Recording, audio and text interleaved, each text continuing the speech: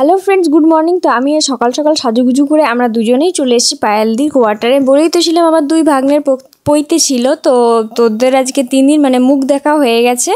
তো আদিও চলে গেছে ওর ভিক্ষেবার বাড়ি, আর রুদ্রও চলে গেছে। তো আজকে আমরা যাচ্ছি আদির ভিক্ষেবার বাড়িতে, ওখানে আমাদেরকে খাওয়া দাওয়ার জন্য বলেছে, তো সেই জন্য চললাম। আর আসতে আমাদের সঙ্গে এতটাই ভালো ব্যবহার বা এতটাই অতিথি আপ্যায়ন করেছে, খুবই ভালো লেগেছে, মানুষগুলো খুবই ভালো।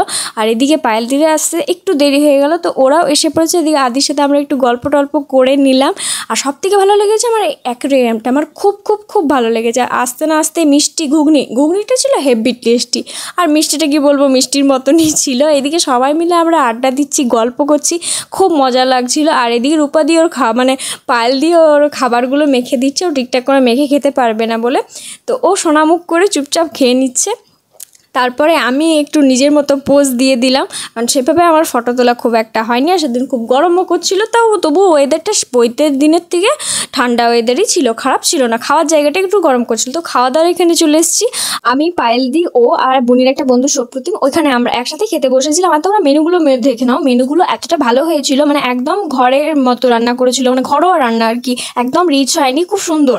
আর কি বলবো, ওদের ব্যবহার যেরকম সুন্দর, খাওয়া দাওয়ার ব্যবস্থা সেরকমই করেছিল। আর বাইরের দিকে করেছিল হাত দেওয়ার ব্যবস্থা। তারপর আমরা যে যার মতো করে একটু